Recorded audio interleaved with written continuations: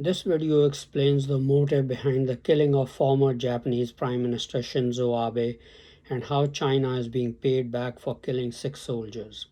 Hello friends, this is Unmasked Truth with Harmanjit Saini, where I provide unique analysis of world events based on the unmasked truth that after surrender, Germany continued World War II clandestinely and became a killing machine. I also provide true news that you will find nowhere else.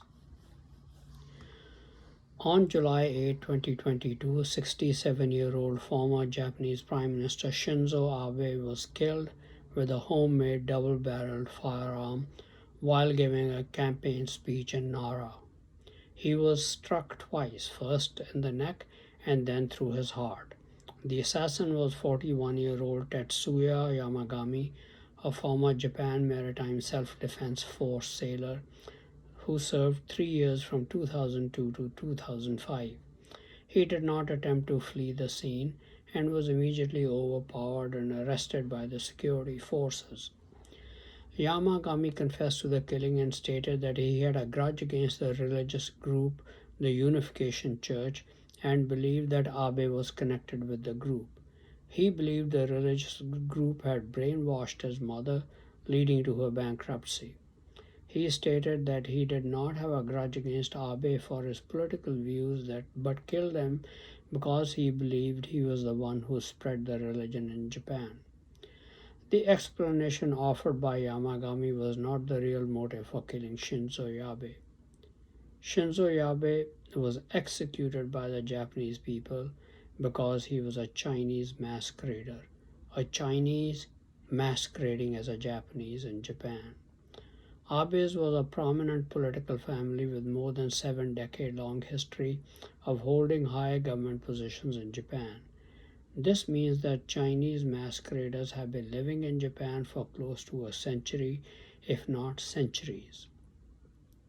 One of the characteristics of German masqueraders and also Chinese masqueraders who have learned well from their German pals is that when they gain power, their masquerader allies around the world take advantage of it and these masqueraders allow their citizens to be killed.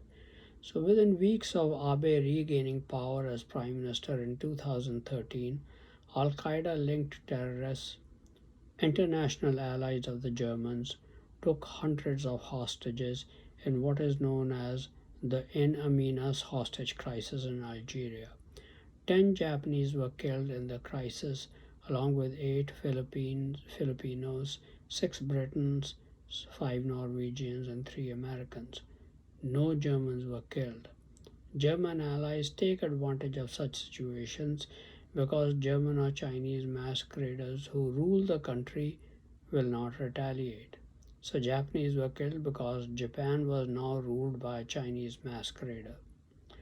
Abe took advantage of the crisis and created the Japanese National Security Council, which centralized the nation's security in the Prime Minister's office. The law took effect in November 2013. In the same month, the Japanese Diet passed a state secrecy law which took effect in December 2014. The law allowed the government to designate what information constitutes a state secret and increased penalties for bureaucrats and journalists leaking such information to up to 10 years in prison and a 10 million yen fine. The timing of these laws giving control of Japan's security to the Prime Minister's office indicates that there was some degree of coordination with the Chinese and Germans because that is the time they had started bringing down Malaysian, Indonesian, Ethiopian, and Ukrainian passenger airlines in an attempt to start the Third World War. Now they also had their own man ruling Japan, which is Shinzo Abe. Besides masqueraders in control of much of government in the United States, Britain, and France. At the same time, Iranian ayatollahs were being encouraged to start a war with the United States.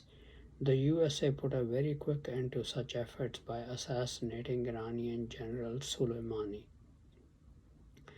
Abe had engaged in enough anti-national activities to warrant the death penalty. Thus, the real motive for killing Abe was that he was a Chinese masquerader working in China and Germany's national interests against Japan's interests.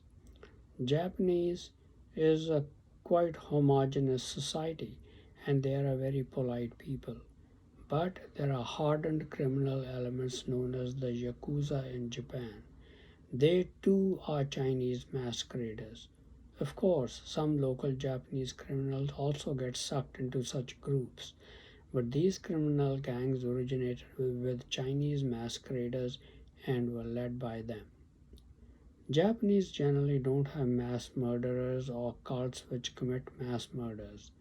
Shinrikyo was an exception. It was a Japanese doomsday cult founded by Shoko Asahara in 1987. It carried out the deadly Tokyo subway sarin attack on 5 trains in 1995, which killed 13, seriously injured 54, and nearly 980 more were affected, and was later found to have been responsible for the Matsumoto sarin attack the previous year, which had killed 8 and affected 500 more. Subsequent raids on cult facilities indicated the full extent of its plans. Enough stockpiles of chemicals were stored that could be used to produce sarin to kill 4 million people. Asahara was not a Japanese cult leader. He too was a Chinese masquerader. Prosecutors believed that Asahara was tipped off by an insider about planned police raids on cult premises and ordered the Tokyo attack to divert attention away from the group. This indicates that the number of Chinese masqueraders in Japan is not insignificant, and they occupy important positions in government, law enforcement, and must also do so in the Japanese army. In my videos, I've exposed German war strategies. The world will have a better understanding of them and their Chinese allies if nations settle it into their minds that they do not want to live in peace with anyone. Their goal is to take over the world. The only situation they will accept is if the nations submit to their dictates. Attempting to negotiate peace with them is futile.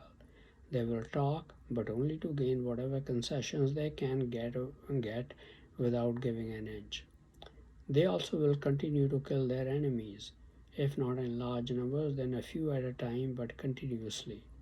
They will continue to keep the situation tense with all their neighbors, and they will keep making claims on the territory of their neighbors and occupy as much as neighbor will allow. That's the situation Sikhs and Punjabis in India find themselves in. Because Sikhs fought the Germans during both world wars as soldiers in the British Indian armies, the Germans have continually targeted them. Their allies, the Chinese, have been trying to kill as many Sikhs as possible, facilitated by the Indian allies Modi and his people, the Gujaratis, the Rajputs of Rajasthan, the Bengalis, and the South Indian states. The June 2020 Galwan Valley confrontation in Ladakh in India-China border was provoked by the Chinese, in which 20 Indian soldiers were killed and an unknown, though more than 20 Chinese soldiers were killed. Among the Indian soldiers killed, 4 were Sikhs who were also responsible for killing most of the Chinese. Of course, China never stops trying to quote unquote take revenge uh, and by killing more Sikh soldiers. The military is controlled by their ally Prime Minister Modi, whose government puts Sikh soldiers in harm's way so that they can be killed by the Chinese. Sikh soldiers keep losing their lives at the hands of the Chinese, a few at a time or one at a time, or in so called accidents at the hands of the Indian Army personnel. Of course, our goal is to stop these killings. I have mentioned before that in retaliation, we will choose Chinese targets anywhere in the world. Therefore, in retaliation for killing Sikh soldiers, Chinese are being killed in the United States by being thrown in front of trains or smuggled to death or in other ways to send the Chinese a message. Killing of Chinese will continue as long as killing of Sikhs, Americans, Britons, or Jews continues. I hope our side realizes that the Indian government is complicit in these killings of Sikh soldiers as Modi controls the military. Therefore, we should change our strategies to prevent the Indian army from putting Sikh soldiers in harm's way. For each Sikh soldier killed, one Gujarati should be killed somewhere in the world, and one Rajput or South Indian should be killed as they make decisions to put soldiers in harm's way to be murdered by the Chinese or murdered by the men in the military. In June 2019, the Chinese orchestrated the capturing of Merchant Navy Captain Jagveer Singh Sidhu, a Sikh, as a hostage. I prayed for his release and wrote to Prime Minister Narendra Modi to do all he could to ensure his release. The Chinese then murdered him in a Chinese cell. The only alternative I had left was to pray to God to punish the Chinese for their wickedness. God intervened by causing 5-month-long heavy flooding along thousands of Chinese and causing billions of dollars in damage. Therefore, in addition to us having Chinese in retaliation, I will continue to pray to God Almighty to kill Chinese in natural disasters in the hundreds if they don't stop killing innocent soldiers. I hope you now have a better understanding of the motive behind the killing of Shinzo Abe and how the Chinese operate in alliance with the Germans. A retaliation in kind is more than an adequate measure. It is the only measure the Chinese and Germans and their Indian allies understand. Thank you very much for watching this video. Please continue to watch my videos and read my articles on important world events, World War III watch, politics, international business, advice on health and medical problems, and much more for in-depth and insightful analysis. Please also subscribe to my YouTube and Facebook channels, Unmasked Truth with Harmanjit Saini, to view and get latest information on the videos. Some people do not have the time to go through the full length of the videos. They find it more convenient to read a text of the video. Unfortunately, YouTube does not provide the facility to make the text of my videos available on YouTube. But fortunately, Facebook does provide that facility. So I make the text of my videos available on Facebook channel, which you can easily copy.